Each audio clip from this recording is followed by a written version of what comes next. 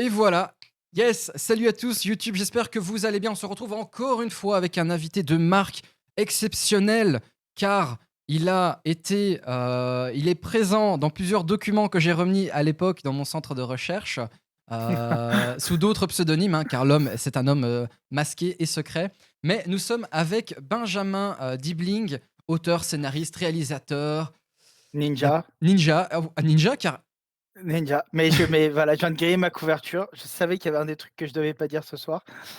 Mais du coup, Heu, voilà, on va essayer de parcourir ensemble ce qu'il fait dans le monde du jeu de rôle, mais pas que ça, car le gars, c'est un peu notre Katsumasa du général. Il a des compétences. Et le mec, il est partout. Il est partout. arrête, c'est dur de j'ai trop de pression là. Je suis en train Heu, de te faire une réputation. super. T'avais pas besoin de moi Tu pour ça, hein, je te rassure tout de suite. ah, coucou JB. Qu'est-ce que je fais là? Je dois me présenter, c'est ça? Mais oui, je J'ai t'en un prie, chrono vas-y. d'une minute? Non, tu as tout le temps Heu que tu veux. Bah, il y a un truc que je voulais que d'habitude je mentionne pas et je vais le mentionner parce qu'en discutant avec Brand, il a eu tout à fait raison, là-dessus.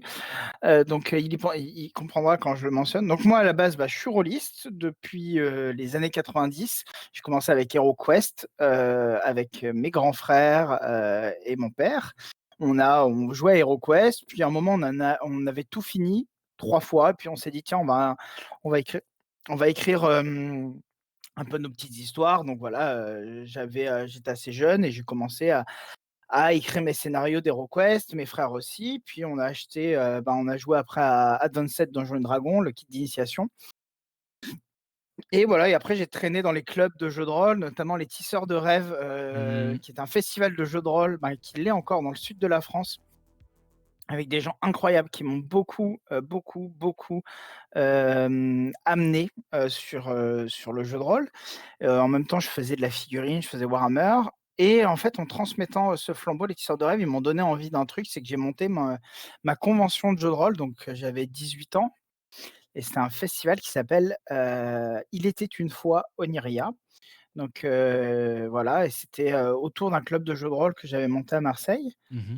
Et voilà, j'ai rencontré pas mal d'éditeurs, j'ai rencontré des auteurs, j'ai rencontré des amis, j'ai rencontré des gens incroyables à ce moment-là, et j'ai commencé un petit peu à mettre le pied dans le milieu du jeu de rôle. Donc d'abord, chez l'éditeur, des Écuries d'Augias. J'ai, écrit des scénarios pour les conventions, pour les Ombres d'Estérène, pour le studio Agathe. Et voilà, j'ai commencé à faire aussi de la relecture, aider des projets à se monter, que ce soit, financièrement ou éditorialement, comme, Luchadores. Ah On s'est oui, juste. occupé de la relecture et de la traduction d'un jeu qui s'appelle Sweet Agatha. Voilà, donc avec mon collectif, on a commencé à faire pas mal de petits trucs, et je me suis petit à petit, éloigné, je vais dire, du milieu du jeu de rôle, parce que mon vrai métier, mes vraies études ont commencé à être extrêmement chronophages. Donc mes vraies études, j'ai fait des études de cinéma et j'ai commencé à travailler dans le cinéma. Puis après, je suis parti à l'étranger, faire un master en écriture et en mise en scène en Australie. Et voilà, donc je continue à jouer aux jeux de rôle, à être, un peu très au courant de l'actualité. Parce que j'avais aussi travaillé dans une boutique de jeux de rôle, donc j'étais vraiment baigné, hein, dans le milieu, je Mmh. lisais absolument tout ce qui se faisait. Et quand je suis revenu en France, j'ai continué un peu à jouer. Je travaille maintenant dans une boîte de jeux vidéo qui s'appelle Quantic Dream, où j'exerce le métier de réalisateur. Donc je sais, jeux vidéo et réalisateur, c'est un peu bizarre, mais on pourra en parler, mais globalement, c'est exactement le même métier que dans le cinéma, avec des acteurs, des castings, des cascadeurs, un scénario, et cetera. Et donc j'ai recommencé un petit peu à écrire pour le milieu du jeu de rôle, et voilà, et récemment, j'ai écrit pour le jeu de rôle Mutt, un setting qui se passe à Paris, que j'ai adoré écrire parce que j'adore le jeu, et j'adore Paris, donc ça a été vraiment, trop cool. J'ai écrit pour, Tales from the Loop, un scénario pour France années 80. J'ai écrit un gros, gros, gros scénario, c'est limite une mini campagne pour un jeu qui s'appelle Dragon, ou Fate Forge en anglais, Mmh.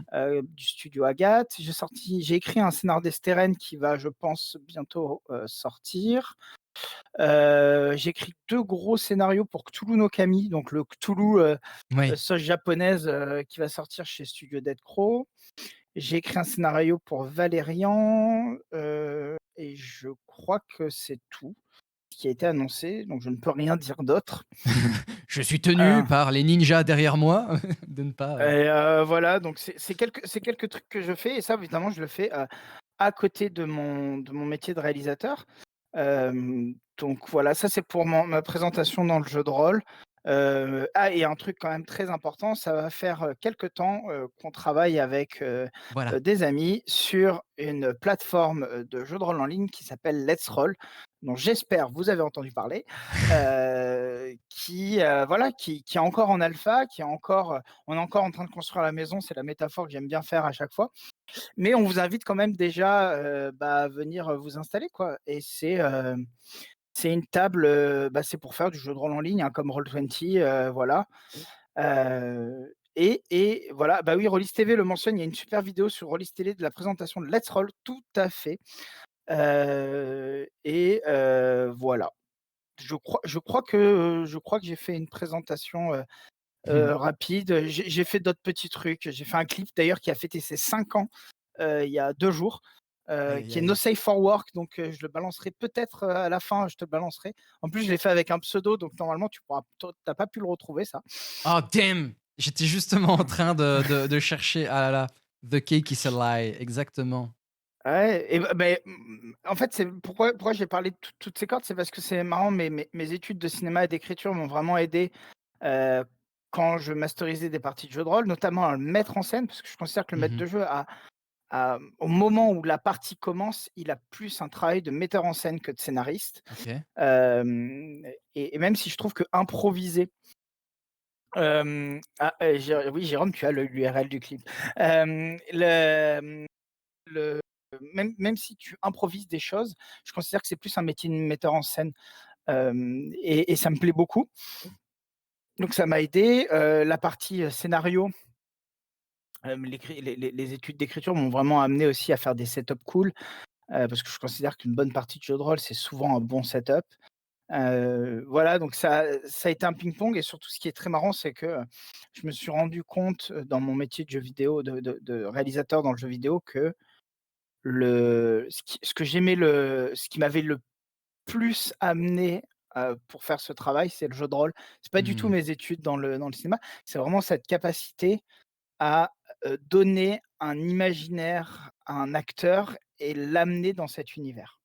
C'est ce qu'on discutait, hein, là, tout à l'heure avec les bunny hammers, avec les lapins marteaux, justement, de tout cet héritage qu'on retrouve dans plein d'autres domaines culturels, pas juste il y a le jeu vidéo, il y a des grosses, grosses influences, jeux de rôle dans le jeu vidéo, dans le cinéma, dans la série, dans l'écriture et finalement, c'est juste fou de voir que tout ça peut être lié et qu'on en arrive à une période, en fait, je vais dire de l'histoire, de la vie, et cetera, mais où on se rend compte, en fait, de ces liens et pour une communauté qui a souvent, pardon, souvent été marginalisée comme le jeu de rôle, c'est ultra valorisant, c'est ultra intéressant de voir que tout est lié, en fait, tu vois? On parlait, tout à l'heure, Mais c'est évident qu'on est une époque où obligatoirement les médias se répondent et en fait, j'en parlais, la semaine dernière justement, il y a j'ai fait une petite interview et j'ai expliqué qu'en fait, récemment, les autres médias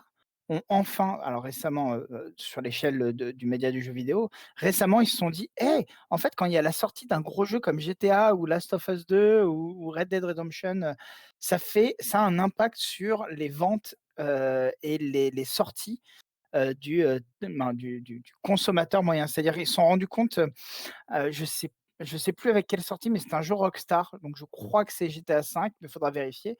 En fait, quand le jeu était sorti, il y a eu à Broadway, il y a eu moins de tickets pour les shows qui ont été vendus.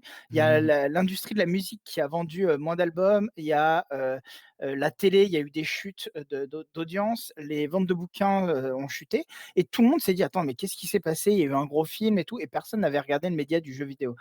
Et en fait, bah, ouais, le média du jeu vidéo maintenant, c'est d'ailleurs à partir de ce moment-là, c'est la première fois que les grands majors, du cinéma prenaient en compte dans leur calendrier de sortie de films, les sorties de jeux vidéo. Alors, c'était déjà arrivé que ça soit mentionné, mais là, c'était vraiment ça a été un comment dire?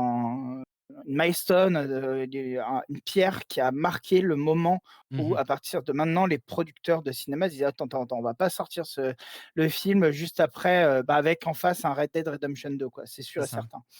Mais il y a dans l'ancienne boîte où je travaillais, avant le covid, il y avait il y avait on venait vers moi parce que j'ai essayé un maximum à l'époque, dans cette boîte de mettre en place ils voulaient absolument comprendre ce qu'était la gamification. C'était une très vieille boîte, en plus c'était du public, hein, le secteur public n'est pas en Belgique n'est pas réputé pour être le plus, à jour vis-à-vis de ça. Et ils disaient: «Mais on comprend pas, tous les X temps, on a pas mal de gens entre tel et tel âge qui sont absents, on a besoin de comprendre». Et quand je leur dis: «Ben en fait, c'est parce qu'il y a la sortie d'une extension, World of Warcraft ou à tel jour vous avez ça». Si vous allez vous renseigner auprès de vos employés et vous leur posez la question: «Ah tiens, tiens, tu étais absent, tu as posé congé ou quoi, pour quelle raison?» Ben en fait, si tu vas discuter avec eux, et bah, souvent ils te disent: «Bah, j'ai posé congé pour pouvoir jouer à un jeu vidéo». Et du coup, la pratique du jeu ne se fait plus de manière marginale en disant: «Oui, chez moi, je vais jouer à mon FIFA» ou à des trucs comme ça. Mais la sortie d'œuvres ludiques, parce que je parle vraiment d'œuvres ludiques avant de parler de jeux, parce que direction artistique, beaucoup de moyens mis en place pour rendre ça intéressant. Il y a un rapport, en fait, dans le monde du quotidien qui est de plus en plus important avec le jeu, d'où aussi l'évolution du marché, vis-à-vis des ventes, de l'impact que ça a chez plein de gens. Et ils étaient en mode genre: «Non, mais comment est-ce qu'on peut, prendre congé pour jouer à un jeu vidéo?» Je lui fais: «Bah, écoutez, allez leur poser la question. C'est pas moi qui vais vous faire un cours, théorique là-dessus, mais il y a Ouais, des». mais après, moi, je le comprends parce qu'en plus, à une époque, tu avais des gens qui prenaient des ben, c'est déjà arrivé que pour des expos, ben, moi, ça m'est arrivé pour une expo, qui est dans une période courte ou rencontrer un photographe. Je pense à, JR qui est un photographe que j'aime bien. Il avait fait il était venu à une période très précise, pardon, à la bibliothèque François Mitterrand. Mmh. Bah, moi, j'avais posé une demi-journée pour pouvoir aller à sa rencontre et ça, moi, ça me choque pas de se dire: «Tiens, il y a un jeu qui sort, j'ai envie, de y aller». Mais tu sais, quand il y a eu Game of Thrones, Ouais, ouais. heu, les épisodes de Game of Thrones, le lundi matin, les gens, ils se levaient à 5 heures du matin pour le voir ou alors ils le regardaient le lundi soir. Ben, ça me choque pas qu'il y ait, à partir du moment où il y a, une énorme masse de gens qui l'attend, je comprends que l'excitation, elle soit tellement grande qu'on a envie de le consommer, tout de suite, en fait. Mmh mh. Mmh. C'est un gros changement, à ce niveau-là. Attendez 2 secondes. Voilà, excusez-moi, je suis en stress Mais pas de complet. souci. Mais non, il y a pas. Voilà, on est entre gens de bonne compagnie, Exactement.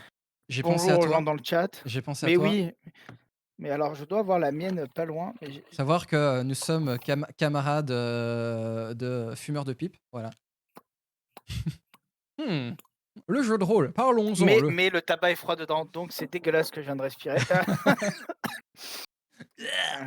Ouais, ouais, je vais devenir jaune normalement, c'est de nouveau en prime time, comment, quelqu'un s'étouffe? Oh mon Dieu, Benjamin Dibling, pardon, pardon. hem, Oui, mais mais du ouais, coup, voilà. Vas-y, vas-y, tu as pardon. une grosse, tu as quand même un gros bagage en termes de rôliste, et c'est la raison pour laquelle je t'ai proposé de venir et que tu as très gentiment accepté, malgré, ben, le peu d'impact finalement, que j'ai. Parce que le milieu du jeu de rôle, même sur YouTube, est très restreint et cetera. Tu as répondu positivement parce que je trouve que tu as fait énormément de choses qui ont je vais dire une plus-value. Je suis désolé d'utiliser ce terme-là, je l'utilise tout le temps.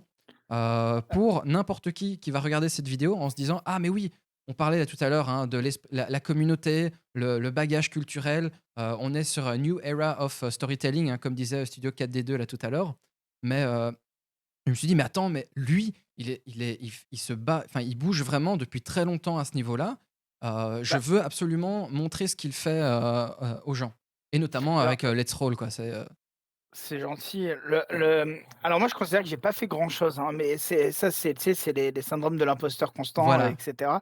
Mais moi, il y a un truc que en tout cas, je me suis rendu compte, récemment, que c'est que, j'adore écrire des scénarios de jeux de rôle, pour le milieu, parce qu'il y a vraiment plein de métiers différents dans le jeu de rôle et je trouve sans dénigrer, le milieu, c'est quand même on oscille entre, l'amateurisme et les méga pros. Tu vois, par exemple, les lapins marteaux qu'on a eu juste avant, c'est quand Mmh. même, et je dis pas ça parce que tu es dans le chat, Brand, mais c'est quand même les méga pros, ils ont une vision très pro du métier du jeu de rôle. Ils ont une connaissance du média qui est quand même à la pointe. Et voilà, et Diemrys aussi, hein, qui est dans le chat, c'est quelqu'un qui a une vision très professionnelle, des métiers du jeu de rôle. Et en fait, pour moi, par exemple, quelqu'un qui va builder qui va fabriquer un monde, n'a pas obligatoirement les compétences pour scénariser dans cet univers. Mmh. Il n'a pas obligatoirement les compétences pour faire la direction artistique dans cet univers, et cetera, et cetera. Et moi, je me suis rendu compte qu'il y avait 2 choses que j'aimais pas plus que tout, c'était pour l'instant, c'était écrire des scénarios. Alors c'est vrai, quand il y a eu des éditeurs comme Arcane qui m'a proposé Tales from the Loop, hein, par exemple, ou Agathe qui m'avait proposé, Dragon, je me suis éclaté dessus parce que déjà j'ai amené des bouts d'univers. Pour Tales from the Loop, par exemple, j'ai demandé à faire mon scénario dans le sud de la France, à Hyères. Alors parce que j'ai grandi là, et 2 parce que je voulais pouvoir amener une ambiance qu'il y avait pas ailleurs. Hem Et vous me faites rigoler dans le chat. Oui. Et il y a, Dragon, par exemple, le truc m'a fait mais bondir sur le projet, c'est quand, Agathe m'a dit: «Mais en fait, nous, ce qu'on voudrait, c'est que tu te fasses ton scénario en dark fantasy». C'est-à-dire Mmh. que quand même, Dragon, c'est un univers à la Donjons& et Dragons, donc très Sword and Sorcery, très voilà. Et moi, j'avais vraiment la possibilité de faire un scénario très onirique, avec de la dark fantasy, avec des thématiques plutôt adultes. Donc c'est vrai que le scénario, il y a un énorme warning au début, il aborde des thématiques qui sont, plutôt adultes, même matures. Mmh. Et pouvoir amener ce genre de choses en tant que scénariste, c'est des trucs qui sont cool, en fait. C'est des choses que je suis très content d'amener, comme scénariste. En tout cas, je trouve ça plus intéressant pour amener des thématiques, Mmh. que ça. On voit par exemple des Genesis, qu'on aime ou qu'on n'aime pas, il y a un truc, c'est que c'est quand même un univers un peu fourre-tout. Il va y avoir quand même beaucoup de choses, et c'est presque dur de scénariser là-dedans parce qu'il y a tout et son contraire dedans, quoi. Oui, c'est ce que j'expliquais, dernièrement, l'accessibilité parfois quand tu as un trop gros settings. Bah, d'ailleurs, je sais pas si tu avais regardé les Gamology ou pas, mais c'est Tout ce à fait, que tout à fait.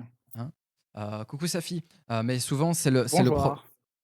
c'est le problème des settings qui sont parfois trop, je vais pas dire remplis, complets, ou c'est pas négatif, c'est intéressant, mais c'est parfois après c'est compliqué de zigzaguer, dedans, et c'est la force de licences comme Donjons& et Dragons où finalement, bah, l'histoire tu peux t'en f t'en foutre en fait, et tu peux quand même trouver ton bonheur, ou d'autres univers bien Mais évidemment. mais mais justement, tu vois, par exemple, les vieux jeux de rôle comme Donjons& et Dragons, vieux en termes de chronologie, hein, Mmh. Donjons& et Dragons, l'Appel de Cthulhu, heu, tu sens que les gens, ils avaient besoin de pousser les frontières du jeu parce que Donjons& et Dragons, il y a eu énormément de création d'univers. Donc il y a eu, Planescape Torment, il y a eu Ravenloft, pour exprimer le besoin de Mmh. dark fantasy, il y a eu les Dark Sun, il y a eu les Royaumes oubliés, Dead Greenwood, et cetera. Mais Cthulhu, tu as littéralement eu des gens qui avaient besoin d'aller, Delta Green, Voilà. tu eu Dark Cthulhu, tu as eu Cthulhu des no des des Kami. scénars de voilà, Cthulhu no Kami, alors plus récemment, mais tu sens que à partir du moment où on te donne un setting, les scénaristes dans l'univers du jeu de rôle ont besoin, tu vois le setting, tu te dis: «Ouais, mais j'ai besoin de Ouais, m'exprimer avec des thématiques différentes». Par exemple, moi dans Donjons& et Dragons, ce que j'avais envie d'exprimer, c'était le mélange entre, c'est littéralement le passage de l'enfance au monde adulte, comme il y mmh. a dans Alice au pays des merveilles, par exemple, et ou dans Le labyrinthe de Pan, hein, pour parler d'autres œuvres. Et je me suis dit: «OK, ben, tiens, c'est la dark fantasy qui va me permettre ça», donc j'en ai discuté avec l'éditeur et c'était tout à fait possible. Mais ça passe aussi par la direction artistique, ça, hein, parce que si tu as pas les illustrations qui vont avec, c'est compliqué, quoi. Pour toi, si important, alors je vois à peu près la question déjà arriver et la réponse surtout. c'est si important que ça, pas juste la direction artistique en termes d'illustration, mais par exemple la mise en page spécifique, le travail à ce niveau-là. Quand tu es face à un livre de jeu de rôle, pas juste jeu vidéo, pas juste autre œuvre, vraiment en œuvre ludique JDR, pour toi, il y a c'est clivant pour toi s'il y a une mise en page, elle met en avant l'œuvre générale? Alors, le, la mise en page aide, clairement, mais c'est pas obligatoirement que la mise en page, ça va surtout être, moi je trouve, le travail, sur les illustrations et je parle pas obligatoirement de qualité d'illustration, je parle de mood global dans lequel tu vas plonger Mmh. en, ouvrant un livre et moi je trouve que c'est extrêmement important de, ah on l'a perdu. Non, t'en vas pas, reviens Non, je et reviens, vous inquiétez pas, je vais juste charger Tales from the Loop qui illustre parfaitement ça et pour, aborder ça bah d'ailleurs. oui, mais c'est un très bon exemple, mais le, en fait, le travail d'illustration, le travail de couverture, doit en fait envoyer les bons thèmes, les bons codes, et doit aider le maître de jeu aussi à se figurer ce qui n'est pas obligatoirement dans les écrits. Mmh mh. Heu et moi je trouve par exemple un des super exemples, qui démontre ça, moi c'est quand la première fois que j'ai lu Vampire, donc ça devait être dans les années 2000, Mmh. c'est l'édition avec la rose devant, Vampire la Mascarade. Attends, je l'ai Heu peut-être à portée de main. et ben, en fait, je trouvais que il y avait 3 jeux dans le même jeu, en fait. Je trouvais que les textes d'ambiance, l'univers me disait: «OK, vous allez jouer vraiment quelqu'un de coincé entre, Mmh mh. de quel un jeu avec un des piliers, c'est le romantisme, voilà, coincé entre sa part de bête et sa part, d'être humain, entre le passé et sur le futur qui est apparu quand le voile s'est déchiré et cetera». Donc moi, je disais ça, je fais: «Waouh, trop bien, je vois tout à fait ce que tu es en train de me raconter et cetera».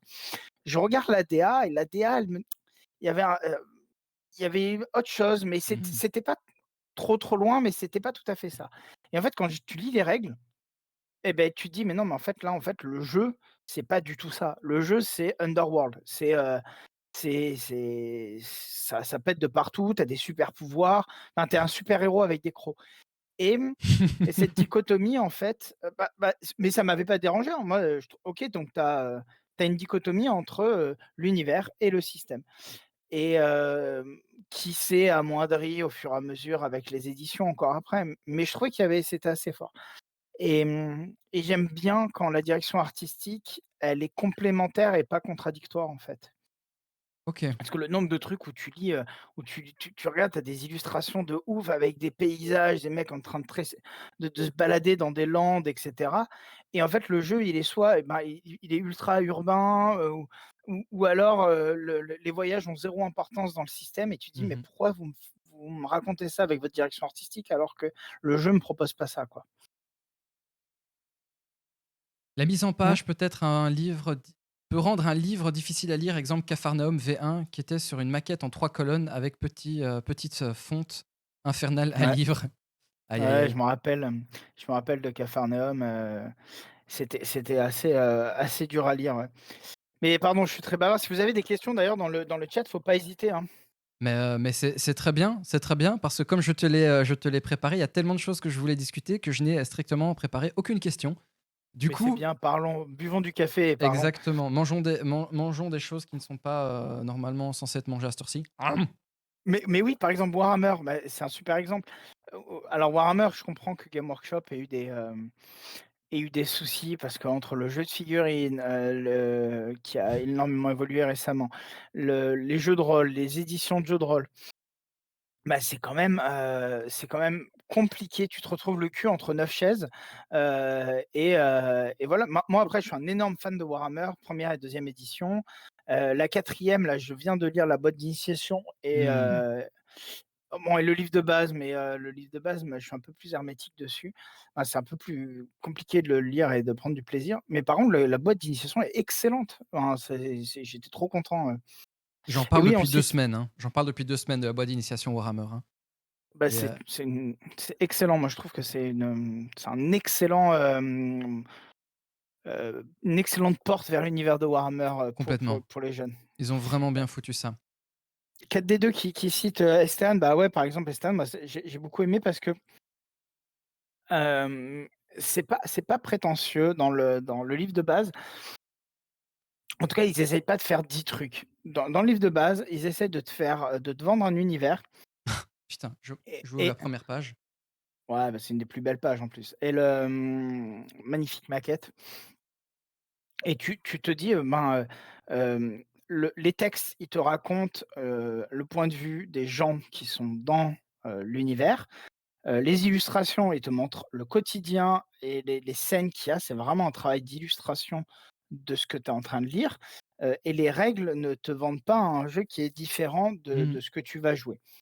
Alors après, tu ou tu pas, ça, c'est tout à fait. Moi, il y a des trucs dans le système où je suis pas fan. Par contre, j'ai adoré l'univers, j'ai adoré, comment on m'y amenait et voilà, j'ai trouvé en tout cas que le livre avait une cohérence, et c'est agréable ça. En tant que scénariste, entre guillemets, le fait de présenter un univers à travers des documents, des témoignages et des choses comme ça, est-ce que c'est, je ne vais pas dire une technique spécifique, mais est-ce que tu peux un peu expliquer aux gens qui ne connaissent pas, par exemple, les Ombres d'Estérène, puisque je rappelle, le but est de parler aux gens qui n'ont pas de référence, qui découvrent seulement le jeu de rôle là Bien maintenant. sûr. C'est, en Alors fait, c'est particulier. Pourquoi les Ombres d'Estérène? En plus d'être une très chouette gamme, je vais pas dire une magnifique gamme parce que je ne peux pas, je dois rester objectif et arrêter de vendre des bouquins à longueur de journée. Parce que c'est ça, hein. Moi, ma commu, ils passent leur temps à acheter des livres que je leur présente. Je suis en mode genre, mais arrêtez. Ouais, je suis assez d'accord. Il faut avoir un peu de bouteille, 4D2 pour en ressortir. Alors Estelle, alors nous à l'époque, en plus avec le collectif Oniria, on a énormément soutenu la sortie de Esteren, hein, lors de la sortie au monde du jeu. On était, toutes les parties de démo, c'était, mon collectif, on s'en occupait. Donc c'est un jeu qu'on a beaucoup lu, on a beaucoup absorbé, hem, parce que c'était important pour pouvoir le vendre de manière, plus logique. Mais c'est surtout un jeu qu'on a beaucoup aimé dans notre petit cercle, donc on avait joué. Alors STRN, la particularité, c'est que c'est un jeu de low fantasy. Donc, la low fantasy, qu'est-ce que c'est? C'est un jeu avec peu de, voilà, il y a pas, 50 espèces, il y a pas d'orques, pas de nains, pas d'elfes, il y a pas, des boules de feu, il y a pas, de dragons, voilà. On est sur quelque chose qui a peu de fantastique. Hem et donc mais les cartes sont magnifiques, hein, Elles ça sont. aide à Alors, j'ai pas le fond vert à l'arrière, mais toi, tu le connais parce que tu l'as peut-être vu. Mais mes ouais. murs sont remplis de cartes et principalement des ombres d'Estérène. Tous Bah, les le murs qui le sont le le là, cartographe. Vas-y, vas-y. j'ai une, 2, 3, 4, 5, 6, 7 cartes d'Estérène ici. J'en ai encore 4 derrière. J'ai encore une map là de l'univers juste pour avoir le visuel si jamais un jour je trouve des gens qui veulent y jouer. Mais franchement, Bah, c'est. c'est un univers qui a eu un énorme support graphique avec des illustrateurs de talent, donc je pense à Yvan Villeneuve, à Olivier Sanfilippo qui est le cartographe d'Esteren. Mais bref, pour en revenir à Esteren, c'est un jeu l'originalité du jeu à l'époque, donc le jeu est sorti il y a 10 ans maintenant. Mhm. C'est que quand tu lisais le livre, c'était pas un point de vue, omniscient comme dans 99 des jeux de rôle. C'était on te racontait l'univers du point de vue des multi témoignages de gens qui habitent dedans. Donc par exemple, tu vas traverser une région, tu as un marchand, voilà, c'est un marchand qui vient de traverser une région et qui est dans son journal intime et qui raconte «Oh là là, c'est une région magnifique, les gens sont incroyables, les gens sont chaleureux, tout est beau, machin et cetera». Puis donc il te raconte plein de trucs sur le commerce et tout et à la fin, tu as une lettre que la nièce du marchand envoie à sa mère et qui dit: «Mon Dieu, mais quelle région pourrie, en plus, il y a notre oncle qui est tombé amoureux d'une fermière» et donc résultat, il avait des papillons dans les yeux pendant tout le voyage. Et en fait, c'est très marrant parce que d'un seul coup, on te dit: qu'est-ce que c'est que la vision d'un monde si ce n'est l'opposition de point de vue? Et c'est intéressant, tu vois? Hem, mais voilà, mais je peux en parler pendant des heures parce que c'est un jeu que j'aime beaucoup, où récemment j'ai pu écrire dessus, donc c'est voilà, c'est un univers que j'aime bien, qui a 10 ans, donc il y a des choses bien, il y a des choses moins bien, mais voilà. Mais c'est la question finalement, c'est, rien n'est parfait, hein. Il y a pas de système, en termes de design, gameplay ou settings qui est parfait. C'est impossible. Il y a toujours de toute façon nous ne sommes que des êtres humains finalement.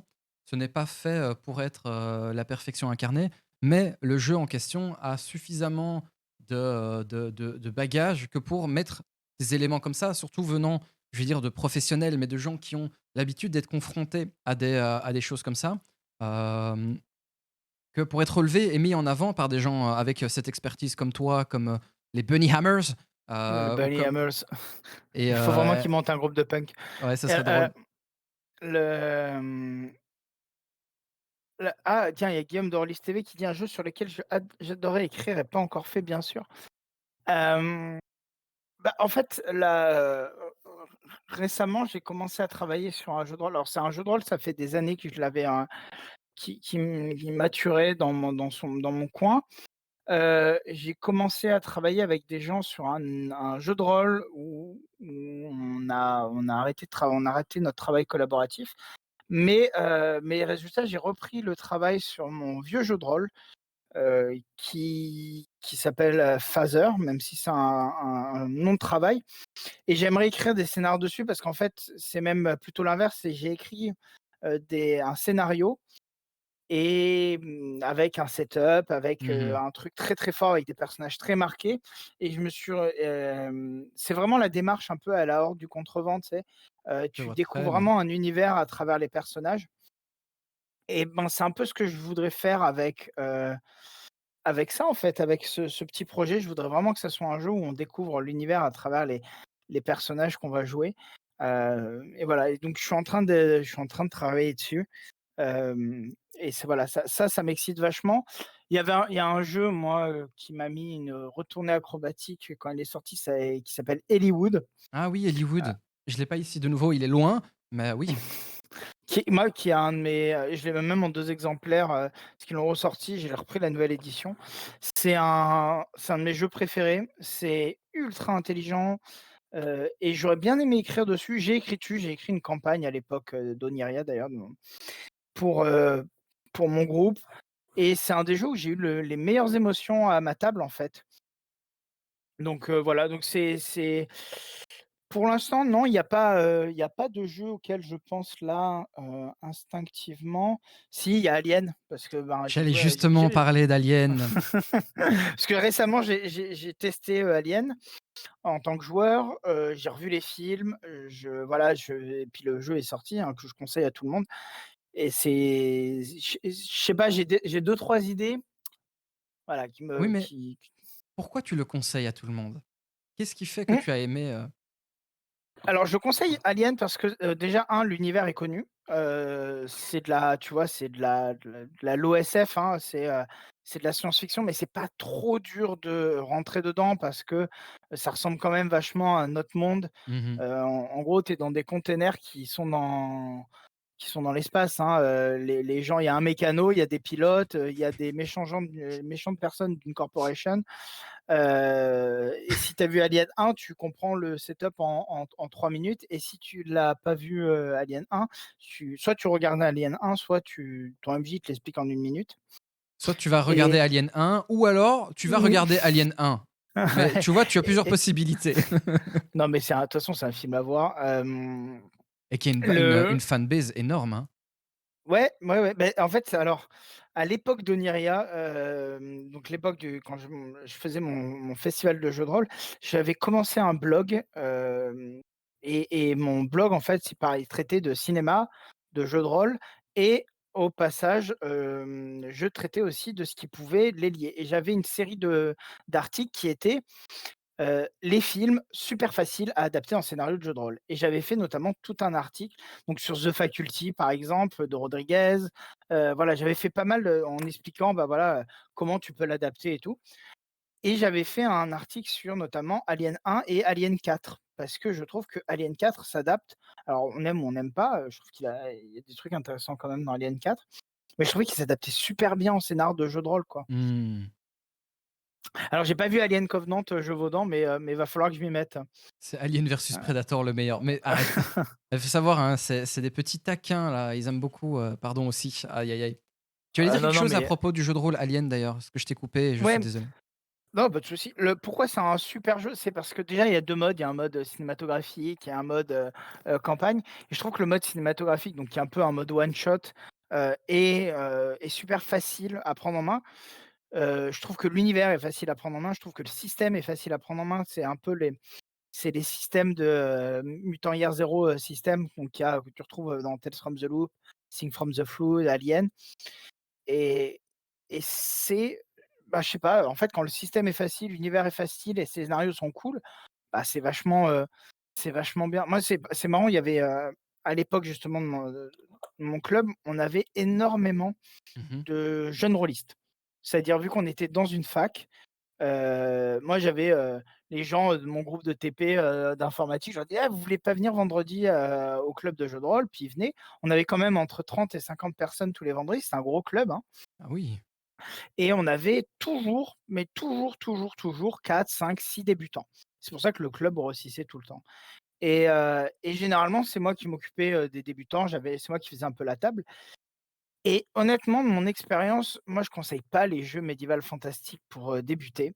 Même s'il y a plein de gens, qui veulent. Donjons& et Dragons, je trouve pas que ça soit le meilleur jeu pour, commencer, le jeu de rôle.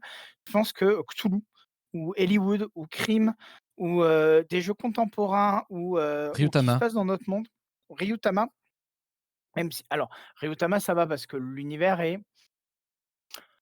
pas trop, trop, trop dur. Bah, il est même pas du tout dur à décodifier, mais quand tu as, moi je me rappelle un moment, tu as un groupe de copines qui a débarqué et qui voulait tester, le jeu de rôle. Mmh. On a fait un crime, ça s'est ultra bien passé, mais vraiment c'était excellent. Mmh et je sais que, tu vois, on discutait et le Seigneur des Anneaux, tu vois, j'avais préparé, 3 petits scénars. Je leur dis: «Voilà, on a un jeu, voilà, c'est plutôt Donjons& et Dragons et tout, alors le Seigneur des Anneaux» «Ah non, non, non», tu vois? Et Ouais. alors que Crime direct, c'était non mais go, go, go quoi. Z-Corp, c'est un très bon jeu, Oui. Gévaudan pareil, Je pour vais arrêter d'aller chercher commencer. des livres, parce que ça commence à s'accumuler à gauche et à droite de la caméra. Mmh.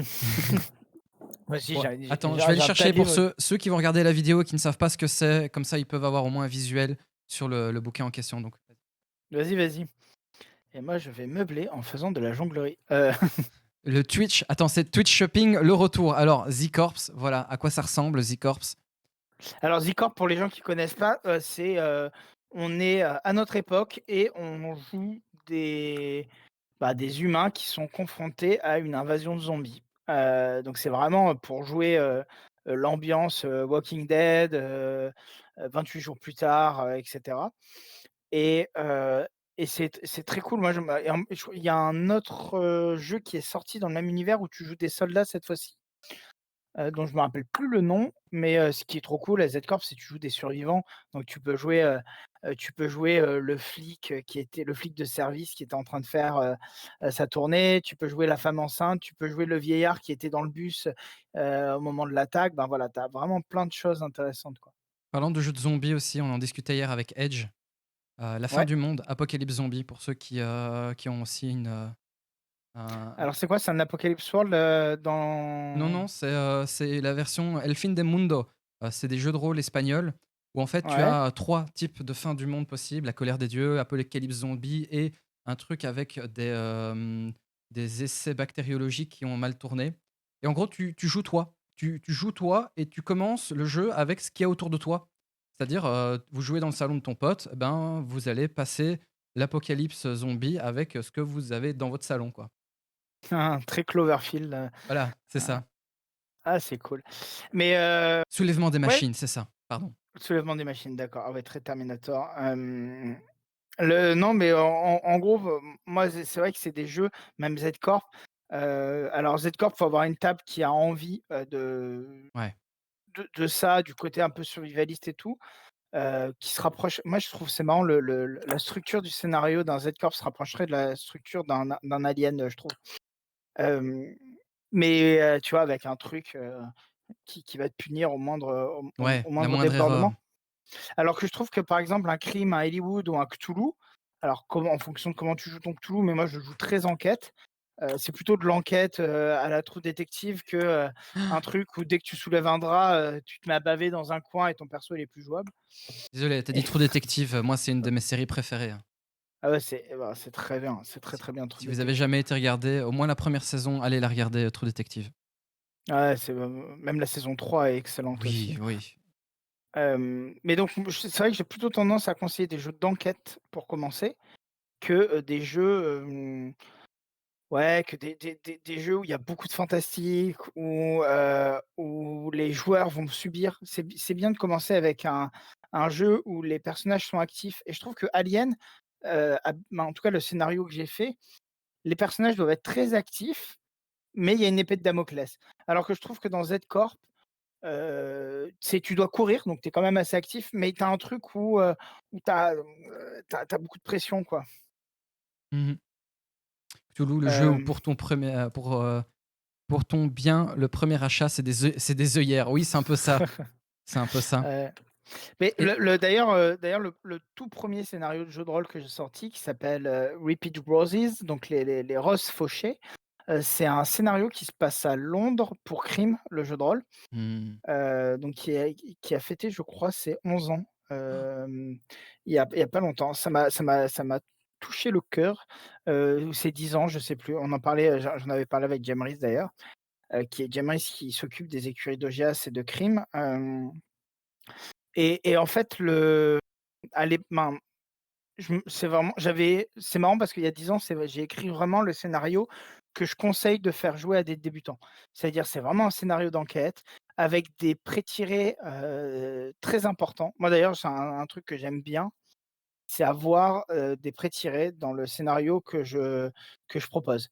mmh. Par exemple, donc Toulouse no Kami, les 2 scénarios que j'ai proposés, j'ai demandé tout de suite, à la per au chef de projet, si je pouvais avoir une grosse partie, le it's si je pouvais avoir une grosse partie de mon signage pour faire des prêts-tirets, et il y a eu aucun souci, et ça vient d'une déformation, je pense, de mon métier, où un des trucs que j'ai appris quand j'étais en études d'écriture, c'est que l'intérêt de l'enquête, c'est qui enquête. Ouais. Donc, par exemple, Seven, pour prendre, un des polars, thrillers les plus marquants de ces dernières décennies. Tout l'intérêt de Seven, c'est qu'on suit, donc les 2 inspecteurs, heu, joués par, Brad Pitt et Morgan Freeman. C'est eux, c'est parce qu'il y a eux qui enquêtent. C'est tout l'intérêt, c'est parce qu'il y a eux, et en fait, le problème avec le jeu de rôle, je peux en parler pendant des heures, mais le problème des jeux de rôle, c'est qu'en fait, Heu, si tu as pas les pré-tirés, en gros, quand tu écris un scénario et que tu le vends dans le commerce, Ouais, tu sais pas qui va jouer cette enquête, voilà. et c'est très dur parce que quand tu veux impliquer tes joueurs, et il y a un vrai retravail d'écriture du maître de jeu pour impliquer, ses joueurs.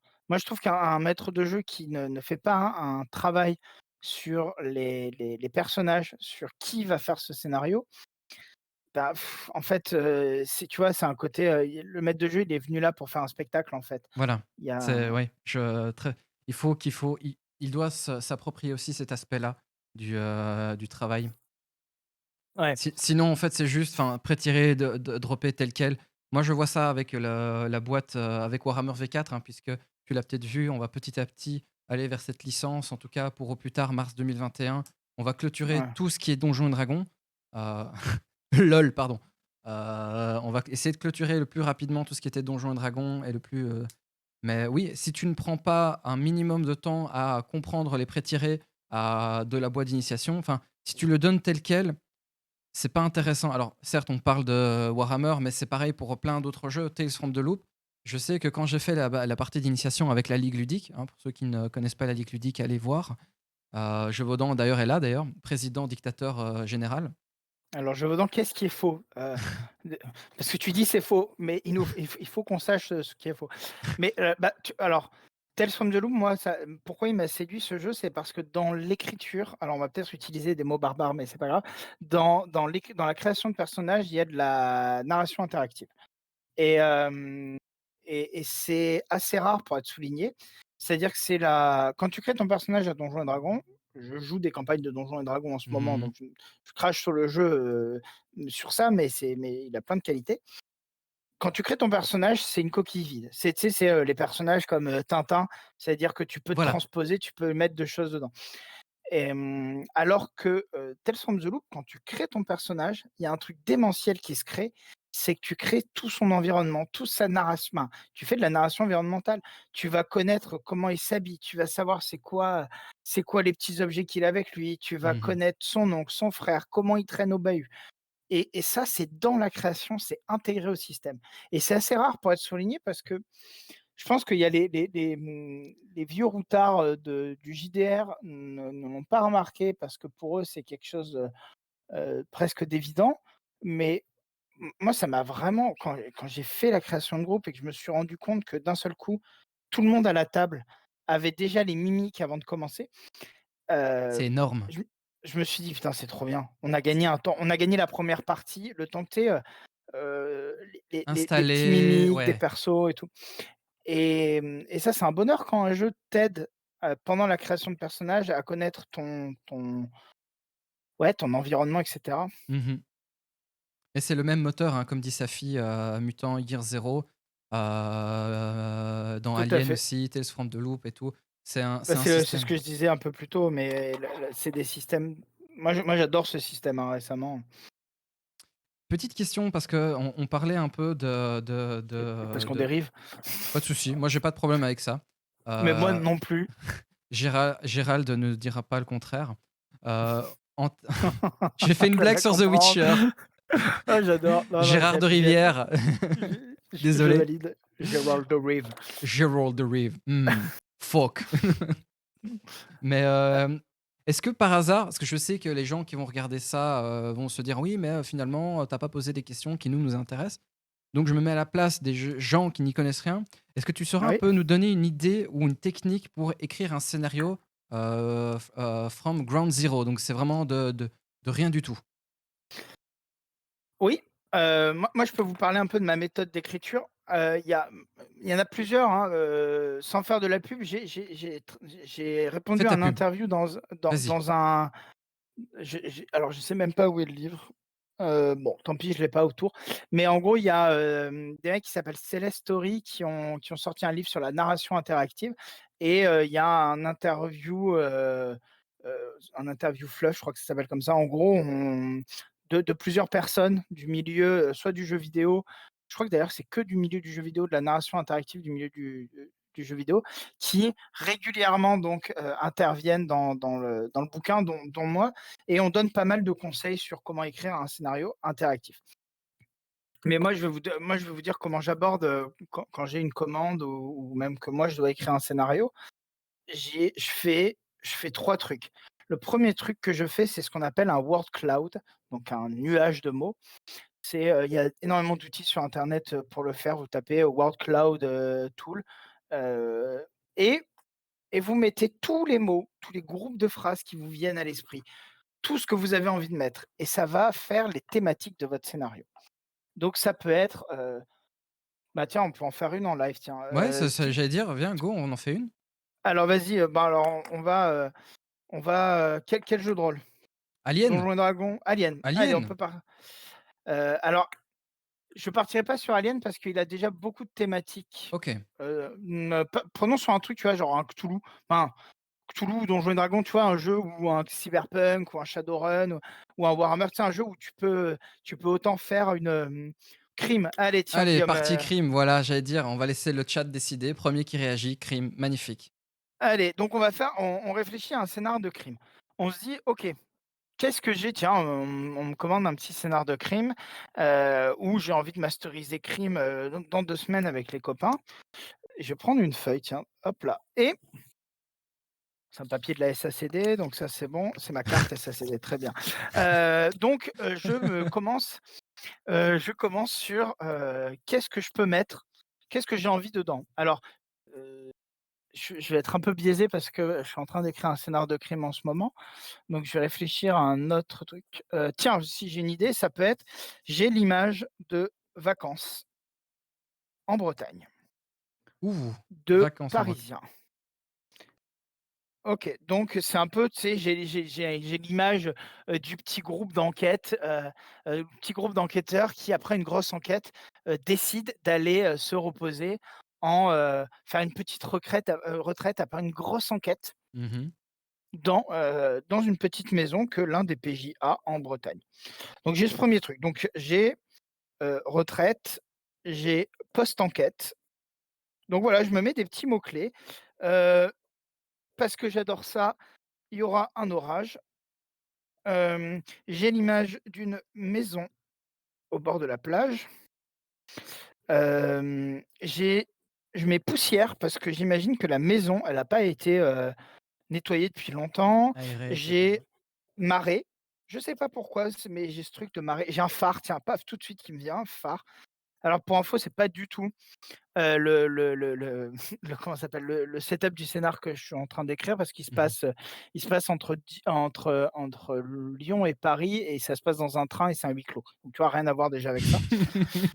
Donc faisons tiens, huis clos, bah, ouais, tiens, on va faire un huis clos. C'est toujours cool les huis clos. Hem, invité surprise, c'est toujours cool, un invité qui débarque à 1 heure du mat. Hem, parce que je trouve que ça peut être cool. J'ai l'image d'un escalier, d'un immense escalier qui descend au bord de l'eau. Escalier au bord de l'eau.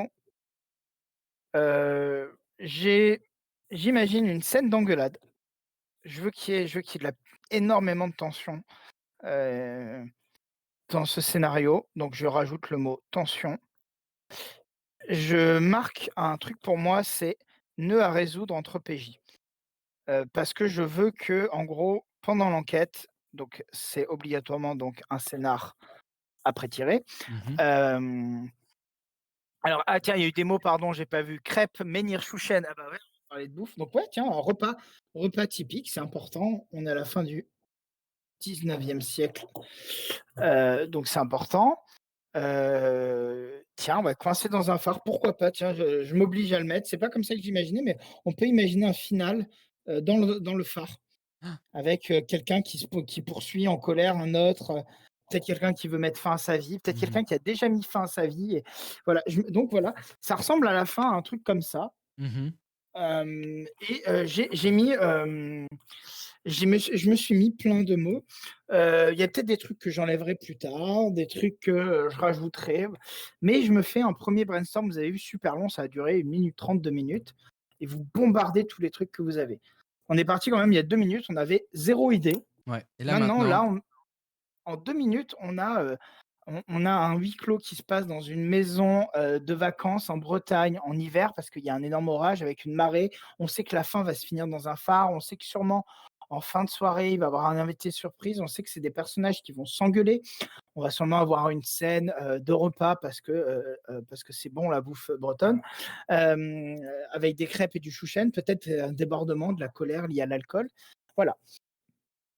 Tu nous refais Dolmen là, ouais, alors je sais pas de quoi tu parles. Attends, je vais regarder Dolmen, c'est un film? j'imagine. Ah, c'est une mini-série. Ouais, mais alors Dolmen, ça se passe à notre époque apparemment Là, c'est au 19e. et là, c'est au 19e. Donc voilà, et ben, on note Dolmen parce que quand on en a parlé à un ami, il nous a dit: «Non mais attends, tu en train de refaire Dolmen là?» et on se dit: «Regardez 6 épisodes où quand tu cliques dessus, tu rigoles parce que ça ressemble à une série d'été, française Mmh.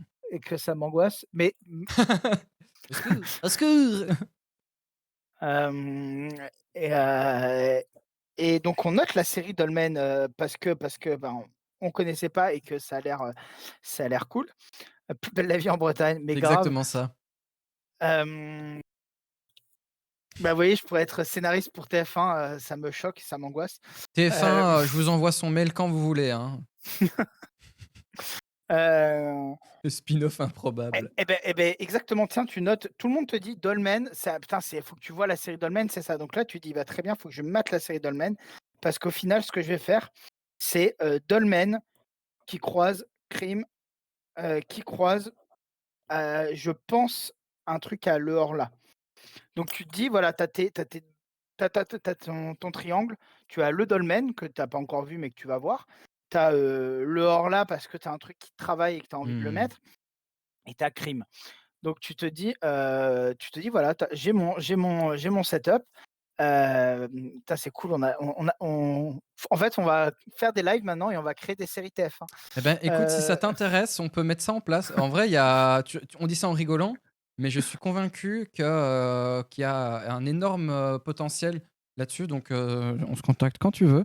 Mon café est presque est refroidi, donc on a bien papoté. Donc en tout cas, voilà, c'est une méthode, tu te fais ça, tu te fais ton truc. À la fin, ça finit comme ça. Alors moi, j'ai un Mmh. système de couleurs en plus, hem, qui me met en gros les lieux, des fois j'ai des objets, des fois j'ai j'ai voilà, j'ai ça peut être des personnages, ça peut être, donc voilà, tu te mets tout ça.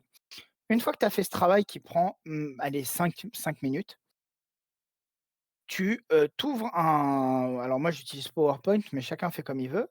Tu t'ouvres PowerPoint, tu utilises Pinterest ou tu utilises n'importe quelle recherche d'images et tu commences à chercher des choses qui sont liées à ça. Je vois. Et là, tu te fais ce qu'on appelle un mood board et avec le mood board, bah, tu vas dire: «Tiens OK», et tu vas avoir des nouvelles idées qui vont arriver. Alors, je vais le faire en live. Hop là, tu me fais Bretagne House ben non, alors attends, on va aller sur Pinterest déjà. Bretagne. La Little Britain, Little heu, Britain. Bretagne maison, typique. Tac, on va aller faire pareil, on va aller faire pareil, on va mettre maison, Alors là, Bretagne. on tombe sur la presqu'île de Crozon qui est une photo en noir et blanc. D'un seul coup, elle me plaît. Alors voilà, et là, d'un seul coup, je vois les grosses maisons en pierre, Ouais, exactement. je Attendez, vois les grandes je maisons, vais le mettre en full screen devant tout le monde, comme ça, hop, voilà. je vois des paysans qui sont en train de travailler, voilà. Je commence à choper des images, je me dis: «Tiens, ah ouais, j'ai l'image d'un gros bateau avec des pêcheurs autour». Je me dis: «Tiens, c'est vrai que j'ai pas mis de choses qui étaient liées à la pêche». Il y a le phare. Est-ce que je mets un vieux pêcheur dedans? Est-ce que je mets un jeune pêcheur pour casser un peu le cliché? Hem en plus, en discutant avec des amis, je me dis: «Si TF1 l'a utilisé, ça veut dire qu'il y a peut-être des clichés, donc il faut vraiment que je casse les clichés». Donc voilà, je me note quelques idées. Donc là, je me suis noté, pêcheur, jeune ou vieux dans le phare. Est-ce que c'est une pêcheuse aussi? Alors on est au 19e, donc voilà, il y a certaines choses, il y a certains trucs importants. Alors ArtStation, c'est super bien aussi, Guillaume, je suis tout à fait d'accord, mais il te permet pas de alors Pinterest, il y a un truc qui est super intéressant, c'est quand tu cliques sur une image, tu as des images liées Voilà. qui apparaissent et tu peux recliquer et cetera. Alors que, ArtStation, tu ArtStation, restes autour de l'artiste. ouais, il faut pêcher précis, tu vois? Faut y aller, Voilà. alors que Pinterest, c'est tu peux être un peu dans le brouillard et chercher de l'illustration, quoi. Touc, touc, touc, touc, touc. Je regarde un petit peu ce qui se pose sur, ouais, voilà, il y a pas mal attends, il y a un petit lien de notre ami Guillaume. Ouais, voilà, tu vois un phare, le vieux pêcheur et tout. Voilà, il y a pas mal de choses qui viennent à l'esprit. Donc tu as là, normalement, en moins d'une demi-heure, tu as un gros mood board. Tu as ton board cloud, même si c'est la première fois que tu le fais franchement et que tu même si tu es entre guillemets «peu créatif», ou tu es pas à l'aise sur ce genre d'étape, normalement en une demi heure, tu as ces 2 gros trucs. Et ben tu passes à la troisième étape et tu notes la backstory de ton scénar. Ça peut juste être des mots clés, tu as pas besoin Mmh. d'être, scénariste ou d'avoir un bac +8 en littérature. Donc tu te mets juste, tiens en intro, j'ai ça comme idée. Tu te dis: «Tiens, les joueurs, voilà trois quatre scènes, que j'imagine avant qu'il y ait un gros élément déclencheur». Et puis après, bah, tu te mets, les embranchements possibles de scènes parce qu'on reste sur un scénario, interactif, donc il faut quand même qu'il y ait des choix. Moi, j'aime beaucoup avoir une thématique qu'on peut retrouver dans tous les embranchements, mais que les choix des joueurs aient un vrai impact sur la thématique et la fin du scénario. Mmh. Donc tu travailles un peu ça. Donc par exemple, ça peut être, hem le scénario, ça peut être un full huis clos qui reste dans la maison et dans ce cas-là, ça peut être, l'histoire, elle peut finir sur, heu, l'idée qu'on dise non à une demande d'aide extérieure. Alors là, c'est un peu dur en live, mais voilà, c'est ça. Et ça peut faire écho à l'enquête qu'ils ont fait juste avant, qui s'est pas spécialement bien terminée. Ou peut-être que l'un d'entre eux n'a pas aidé le groupe et justement, c'est un peu l'occasion d'en discuter et c'est peut-être le chef du cabinet d'enquête qui a réuni tout le monde dans la maison en Bretagne parce qu'il veut aborder ça. Il veut Mmh. aborder le truc qui s'est mal passé dans cette enquête à Paris et il s'est dit: «On va changer d'environnement pour en parler». Voilà. On a on Ouvert. a complètement improvisé cette séance de création de scénar sur crime, mais voilà ma méthode. En gros, ce que je fais, c'est je pars de un word cloud, je fais un mood board, après je commence à gratter et ah oui, bah, alors comment je découpe? Moi, généralement, je coupe en 3 actes, avec un alors je vais parler d'un truc, tiens, qu'a fait Esteren dans les canevas. Heu, un truc intéressant, ils ont proposé une structure de scénario qui est copiée de l'imagerie d'un arbre. Ils disent que donc les racines, c'est la backstory de l'histoire. Donc donc là, par exemple, pour notre cas, Mmh. il y a eu une enquête à Paris qui s'est mal terminée. On va le retrouver dans le background de souvent des pré-tirés. Il y a une enquête à Paris qui s'est mal passée. Tout le monde veut se réunir pour en discuter parce qu'il y a un peu une intervention à faire auprès d'un ou 2 PJ. Donc ça, c'est les racines. Le tronc, ça va être le début du scénario, c'est les PJ, comment ils vont vivre le début du scénario. Les branches, c'est les différentes options de scènes qu'il peut y avoir. Donc ça, généralement, c'est l'acte 2, hein, hem et après, il va avoir ce qu'on appelle les feuilles, c'est les fins de scénar. Mmh. Donc quelles sont les différentes fins de scénar et ce qu'ils appellent le vent, ça va être la mise en scène proposée dans ce scénario. Donc là, par exemple, moi, dans vent, typiquement, je mettrais, l'orage, il pleut, parler des odeurs, typiques de la Bretagne quand vous avez quitté Paris, l'odeur, le sel qui est partout, la poussière, voilà, tout ça, c'est des détails de mise en scène Pour qu'on ceux va qui ont mettre dans vu, vent. la vidéo que j'ai sortie, sur améliorer sa narration, ça fait partie notamment des choses, hein. Le goût, l'odeur, les sens, sont très importants, à mettre en place. J'en profite, hein, pour placer, de temps en Mais temps tu as une, raison. Mais il en faut mais aller sur la chaîne de Nighterion, même moi je me suis abonné, c'est une super chaîne, franchement il y a des trucs très cool dessus, voilà. d'ailleurs, tu Non as vu mais que sincèrement, j'essaie de travailler sur, les personnages, hein, donc je risque de venir t'ennuyer à l'avenir. Mais, ah bah, oui, moi une clé de voûte. Guillaume qui est dans le chat, est un de mes maîtres de jeu, de Donjons& et Dragons et quand je suis joueur, moi j'ai besoin de beaucoup de contexte pour mon personnage parce que je trouve que c'est comme ça qu'on va vraiment ancrer, heu, et vraiment avoir de l'empathie pendant la partie et cetera, quoi. du coup, Hem Qu'est-ce que j'étais en train ouais, donc bah, en les gros, voilà, sensations. comme structure, je propose je vous parle de cette structure de Canva d'Esteren qui est très bien. Hem, moi, après, je conseille souvent de lire des structures de scénarios de cinéma, mais pour rapidement s'en détacher, parce qu'on est quand même dans une œuvre linéaire C'est ça. et je pense qu'il faut plus aller lorgner du côté des structures de jeux vidéo que des structures de films ou de pièces de théâtre, quoi. Je vais en profiter pour aller chercher un livre qui m'a énormément influencé à ce niveau-là, donc je reviens dans 2 petites secondes, le temps que tu finisses ton café. Mais vas-y, c'est bon le café glacé aussi et dans le chat, n'hésitez pas si vous avez des questions aussi, hein, d'ailleurs. Hop, alors il y en a plein, bien évidemment, mais on parlait de Bretagne justement. Le Heu, Finistère, l'odeur de l'air. exactement et bien sûr à la mer. Pardon. C'est, Ronan Le Breton, design narratif, scénario et expérience de jeu. Moi qui, à l'époque, m'avait énormément aidé sur la structure. Si vous voulez vraiment avoir une idée, attends, je le remets à la caméra, bien évidemment. C'est Ouais, c'est très bien ça. C'est design très, très bien. narratif. Si vous avez vraiment besoin d'une base, écrite, c'est un bouquin que j'avais, chopé, dans mon ancien centre de recherche. Il vous parle de plein de trucs différents, mais voilà, tu vois la toile des personnages, voilà, Bah, la structure explosive, hein. moi j'ai pas mal c'est vrai que j'ai pas mal de bouquins d'écriture de scénarios classiques, à Mmh. côté donc heu, que j'allais prendre mais il suffit de regarder, hein. Vous avez Lavandier, vous avez Story de McKee, vous avez Le héros aux 1000 visages, voilà, vous avez pas mal de bouquins que je conseille, mais ça va vous amener de la structure, linéaire. Alors ça peut vous aider à structurer vos scénarios, à savoir, moi il y a un truc que j'aime beaucoup, alors je l'ai fait il y a pas super longtemps, j'ai fait un scénar de Hollow Earth Expedition, alors il y a pas si longtemps, c'était avant le confinement, donc c'était en janvier ou en décembre l'année dernière et le Ah, il y a scénar un de an, Hollow quoi. Earth Expedition ouais, voilà, il y a un an, hem, on l'a commencé le scénar, donc tout le monde fait son perso. Je vous dis: «OK, vous avez bien vos persos en tête, super. OK, vous commencez», donc je mets une musique.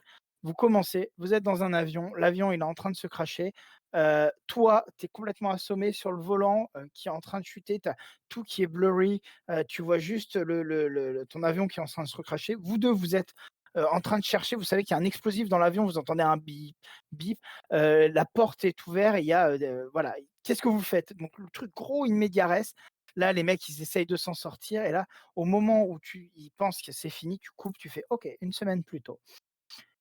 Et ben ça, c'est un truc où j'étais en train de, que je conseille pas spécialement dans les scénarios interactifs. Alors ça marche avec, HoloEarth Expedition, les gros débuts in medias res, Mmh. mais avoir un flash forward en introduction, faut y aller avec parcimonie, par exemple. Donc normalement, je vais te dire, c'est de manière un peu empirique, faut pas faire ça.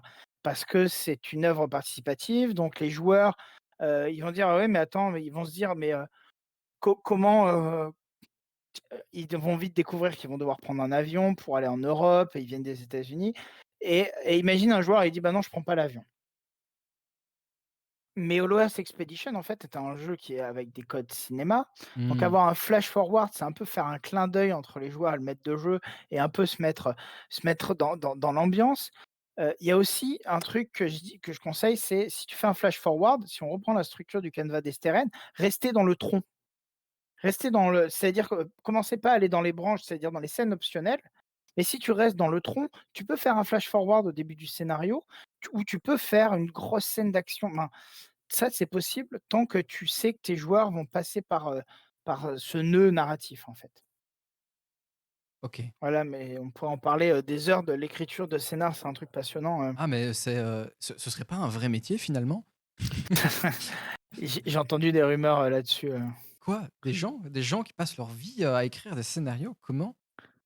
Ouais, non, mais bah, ça, mais tu vois, ça, c'est pour moi, c'est un travail qui est complètement, différent d'écrire des scénarios de jeux de rôle que, de créer un setup et un univers où, c'est fertile de d'écrire des scénarios. C'est ça, il y a 2 types d'écriture différentes entre le world building comme on dit, qui permet aux gens d'écrire les scénarios derrière et c'est quelque chose que j'avais mis en avant dans les gamologies, c'est vous devez laisser l'espace aux gens d'écrire leurs scénarios derrière et du coup réfléchir à toute cette transmission-là. Il y a ces 2 choses totalement différentes en fait.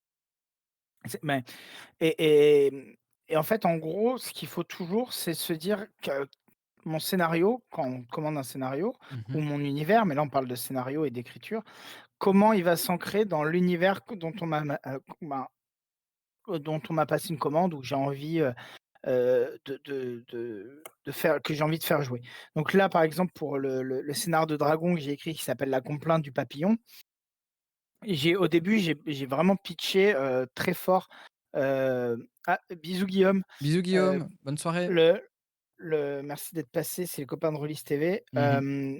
Le, mmh En gros, moi, je lui ai dit: «Voilà, ce que je veux, c'est un scénario avec des thématiques adultes». Alors je peux pas en parler parce que c'est vraiment tout l'acte 3 de mon scénario, donc je voulais un truc très onirique.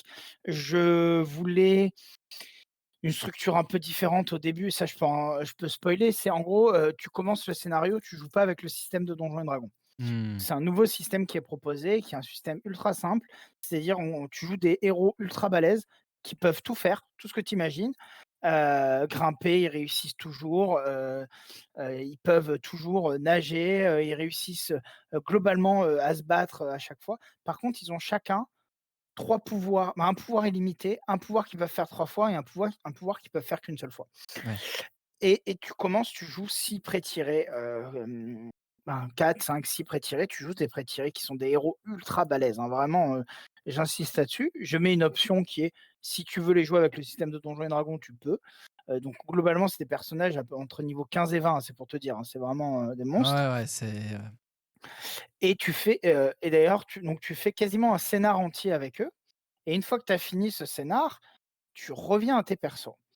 Et je vous vois, non, il meurt pas, ou non, il y a un truc, il y a un twist un peu marrant, qui se passe, et donc tu reviens, avec tes personnages. Et ça, tu vois, c'est des trucs, faut en parler avec l'éditeur parce que tu dis: «Est-ce que ça te va?» dans les Mmh. thématiques du jeu que tu es en train de raconter, que je te mette un scénario de dark fantasy adulte, onirique, avec en plus un côté où je twist ton gameplay.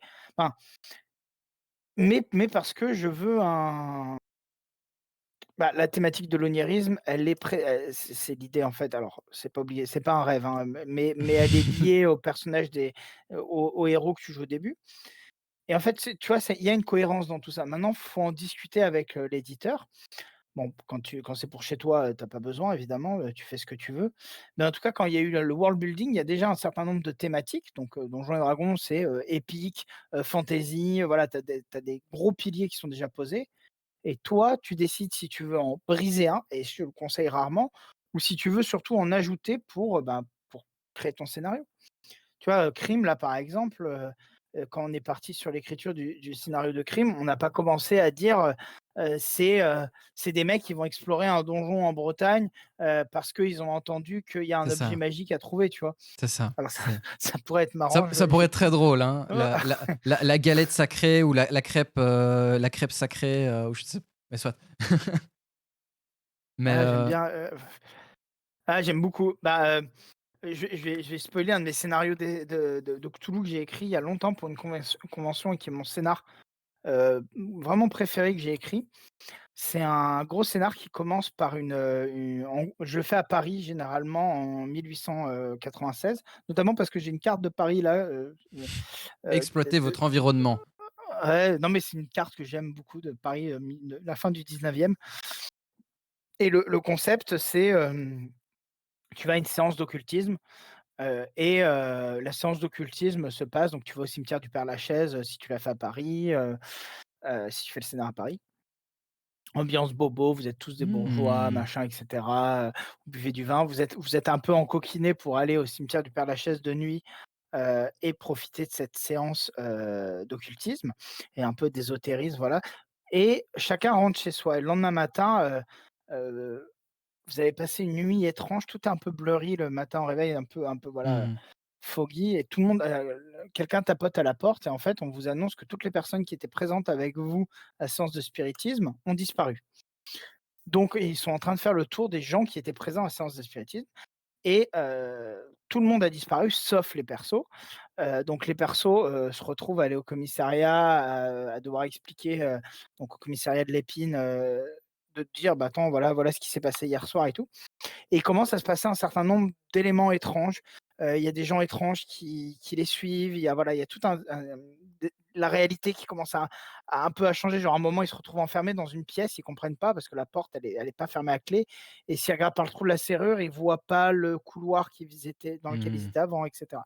Donc tu fais effondrer petit à petit la réalité et en enquêtant, en fait, ils découvrent que, il y a pas mal de pistes qui les mènent à un hôpital, notamment un hôpital psychiatrique et là, quand ils arrivent à l'hôpital, vraiment le monde, il commence à devenir en mode Silent Hill et le concept du twist du milieu de scénar, c'est que tu arrives dans une cellule et tu vois tes persos, tu te vois toi enfermé dedans et tu comprends en fait et là, tu as une série de flashbacks.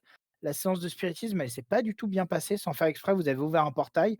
Il y a une créature qui est sortie, qui a tué tout le monde, sauf les persos qui ont réussi à s'enfuir et qui ont été retrouvés à baver dans le cimetière, ensanglantés et ça fait 1 an qu'ils sont enfermés dans un hôpital psychiatrique et ça fait 1 an qu'on les aide à Allez, ouais. redevenir, et donc là, tu as le twist du milieu de scénar. Donc on est à l'époque, voilà, maintenant tu dois sortir de cet hôpital et le 2e morceau de scénario que tu dois faire, c'est: «OK, maintenant c'est quoi ce truc-là qui est sorti il y a 1 an Qui est toujours là quelque et part. qui doit être quelque part et comment ça se fait qu'on a fait ça?» Ghostbuster, pardon. Voilà et à chaque fois que je fais ce scénar, mais à chaque fois, c'est une tuerie. Il y a un petit truc que j'adore faire, c'est que petit à petit les persos, il y a certains joueurs qui comprennent qu'ils sont, dans un asile et à chaque fois, je leur demande de croiser les bras le plus possible quand ils reviennent à la table, comme s'ils étaient dans une camisole, tu vois? Mmh. Et c'est un truc génial, c'est que, donc là, ça pareil, je l'ai fait il y a à peu près 1 an et demi, ce scénar et tu avais 3 de mes joueurs qui avaient compris donc on en était vers la fin de la première étape Mmh. et ils avaient compris qu'ils étaient dans un asile et ils essayaient d'aider les autres en roleplay à se diriger vers cet hôpital et à comprendre et donc ils avaient les bras croisés et naturellement, les 2 autres joueurs, à force de voir les 3 autres avec les bras croisés, se sont mis à croiser les bras et ça, tu sais, en plus, tu finis le premier scénar post-clope, on Mmh. discute et tout et ils étaient mais genre là: «Mais ouais, mais en fait, on a mais» inconsciemment, ils se sont mis à croiser les bras et tout et c'est voilà, c'est de la mise en scène, c'est pas du scénar, mais c'est tu vois, c'est très cool, de dire ça, quoi. Bah, Mais c'est de ouais, faire ce genre de choses, quoi. oui, c'est très, très fort. C'est très, très fort. Bon, Ben, avant de clôturer, le stream qui n'est pas encore le cas bien évidemment, on va continuer à discuter. Je vais clôturer la VOD qui fait déjà 1h15, 1h15 de blabla. Intéressant, Oui. intéressant. Est-ce que tu as un dernier mot peut-être sur, on a parlé de Let's Roll, qui est vraiment ton bébé en ce moment, en si je puis dire ça comme ça? Alors, ouais, c'est un bébé qu'on partage à plusieurs. On est, 4 derrière Let's Roll. On va lancer le Kickstarter de Let's Roll en janvier. Donc Let's Roll, pour ceux qui étaient pas là au début, c'est une, plateforme pour jouer en ligne, un peu comme Roll20 ou Foundry, mais fait par des Frenchies. C'est c'est une plateforme qui se veut extrêmement facile d'accès. On est très proche de notre communauté, donc on a un Discord avec, énormément de monde, donc n'hésitez pas à aller, sur le Discord de Let's Roll et voilà, ça va vous permettre de jouer à vos jeux préférés, donc Tales from the Loop, Alien, tous les jeux qu'on a cités, Mutt, Donjons et Dragons évidemment, et voilà. Et puis on a mis quelques petits trucs cool. On a notamment montré, la gueule en working progress de la future table de Fate Forge. Oui. On a des petites parties qui vont débarquer, voilà. Oui, voilà, c'est plus, user friendly que Roll20, voilà, donc on est plusieurs dessus et on essaye à mort de le présenter, même si on est qu'en alpha, mais on a voulu l'ouvrir un maximum dans cette période, Mmh. qui est l'alpha, pour qu'on ait un maximum de retours de vous, les utilisateurs, pour qu'on corrige le S'améliore, ouais. tir. Bah, bien sûr, quoi. C'est ce qu'on disait tout à l'heure, c'est avec Blade, du studio, enfin de chez Seeds of Wars, que le retour des utilisateurs, positif, négatif, mais toujours constructif, en disant: «Moi je n'ai pas aimé» ou «J'ai aimé parce que» et cetera. C'est ultra important dans ce genre de projet. Donc voilà, si jamais, vous avez un retour à faire sur Let's Roll, n'hésitez pas sur, leur site, sur Twitter, sur, dans leur Discord et cetera. Voilà. C'est vraiment un gros plus. Moi, en tout cas, je suis énormément, le projet. Alors, je sais que ça va hurler en mode genre: «Oui, mais tu n'es pas objectif, c'est des gens que tu connais, machin et tout». Mais Oui, personne n'est objectif, ça c'est c'est c'est un ça, truc à voilà, savoir. exactement. Il n'y a pas d'objectivité, c'est impossible. Ou alors il Le faut, avoir un problème, de personnalité, mais ça, c'est autre chose. Non, mais donc oui, sur les petits mots à dire, bah, tu effectivement, voilà, le petit mot sur Let's Roll. Je je vais avoir quelques annonces cool, j'espère, d'ici, janvier, février. Je suis un peu déçu de ne pas avoir, pu aller à de nombreux festivals cette année. Voilà, il y avait Léviathan, il y avait Contes d'automne, il y avait les Utopiales, voilà, c'est des festivals où j'étais invité et j'ai pas pu y aller et donc je Les voudrais dire, Utopiales, je suis tellement triste de pas y avoir été cette année. bah, c'est ouais, ça a été annulé, genre le mercredi soir pour le jeudi, quoi. Ouais. J'ai eu un coup de fil à 20h30 pour le lendemain, je partais à 6h.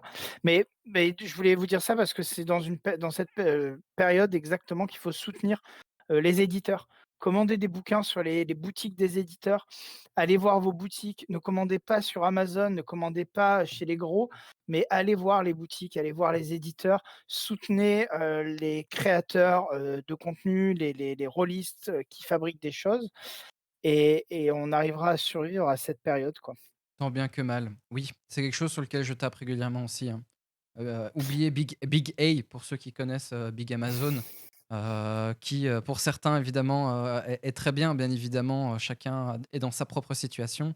Mais, Bien sûr, mais ils ont pas besoin d'aide. Voilà, il y a des ils sont très bien. Amazon Prime, il y a des excellentes séries dessus, voilà.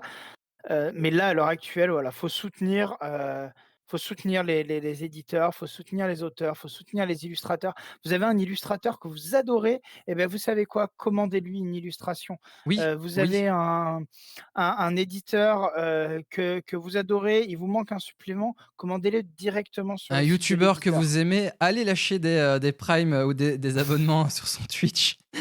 Bah, C'est voilà, c'est ou que on parle du GN aussi, voilà, donc ouais, moi le mot de fin c'était ça, et le dernier truc c'est voilà, si ça vous a intéressé tout ce que, toute cette petite actualité, voilà, suivez, l'actualité de Mutt, et parce qu'il va y avoir, bientôt, l'annonce du supplément sur lequel j'ai travaillé, même si voilà, la webosphère, sait de quoi ça va être, mais on va bientôt en parler un peu plus. Et pareil, il y a mon scénario, La complainte du papillon, qui devrait sortir, je pense, dans, quelques semaines. nickel. En tout cas, merci Ben d'être venu. Comme je t'ai dit, on va pas couper directement le stream, mais On juste va la couper vidéo. le YouTube. Le YouTube, comme ça, vous aviez qu'à venir en stream, les gens. Vous aviez qu'à venir. Abonnez-vous à cette chaîne Twitch, bordel. Je me tue tous les jours à la faire tenir à jour. Mais merci à toi d'être venu. C'était vraiment. Les invités que j'ai, c'est vraiment des gens que j'apprécie. Ben, tu l'avais peut-être remarqué, dont j'apprécie énormément le travail, qui font beaucoup de choses et qui, de mon point de vue, n'ont pas la visibilité ou le mérite dans le milieu qui, à mes yeux, devrait être le leur. Voilà, le C'est point de vue est c'est très particulier, gentil. mais beaucoup de très bonnes choses, beaucoup de très bons projets et merci en tous d'être là, d'avoir regardé cette vidéo. Comme toujours, écrivez saucisse plus un mot random en commentaire si vous avez regardé jusqu'à la fin. Moi, je vous souhaite à tous une très bonne soirée, une bonne journée si vous regardez ça très tôt le matin et surtout un bon jeu à tous.